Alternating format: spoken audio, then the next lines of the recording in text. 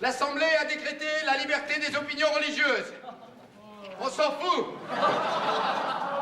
Mais beaucoup plus important, elle a aussi décrété la liberté de la presse. Je vais créer mon journal, Georges. J'en connais déjà le nom. Révolution de France et de Brabant. Tu as raison, Camille, écris. Et c'est ce que tu fais de mieux. J'écouterai le peuple et je dirai tout. Ses inquiétudes, ses espérances, ses joies. Mais pour le comprendre, pas pour le diriger. Sans trahir la vérité ni ma conscience. Je vais te trouver l'argent. Les représentants du peuple français, constitués en Assemblée nationale, considérant que l'ignorance, l'oubli ou le mépris des droits de l'homme sont les seules causes des malheurs publics et de la corruption des gouvernements, ont résolu d'exposer dans une déclaration solennelle les droits naturels, inaliénables et sacrés de l'homme. Je vous demande de vous lever, messieurs.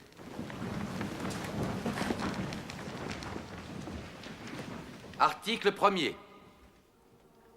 Les hommes naissent et demeurent libres et égaux en droit. Les distinctions sociales ne peuvent être fondées que sur l'utilité commune. Ces droits sont la liberté, la propriété, la sûreté et la résistance à l'oppression. Le principe de toute souveraineté réside essentiellement dans la nation. La loi n'a le droit de défendre que les activités nuisibles à la société. Tout ce qui n'est pas défendu par la loi ne peut être empêché. La loi est l'expression de la volonté générale. Tous les citoyens étant égaux à ses yeux, sont également admissibles à toute dignité, place et emploi public.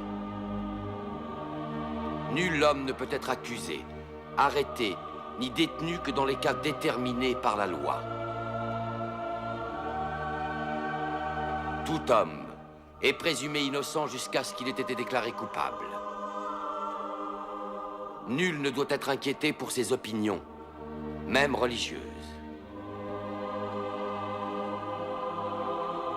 La libre communication des pensées et des opinions est un des droits les plus précieux de l'homme. Tout citoyen peut donc parler, écrire, imprimer librement, sauf à répondre de l'abus de cette liberté dans les cas déterminés par la loi.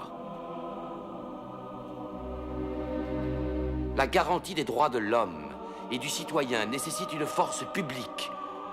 Cette force est donc constituée pour l'avantage de tous.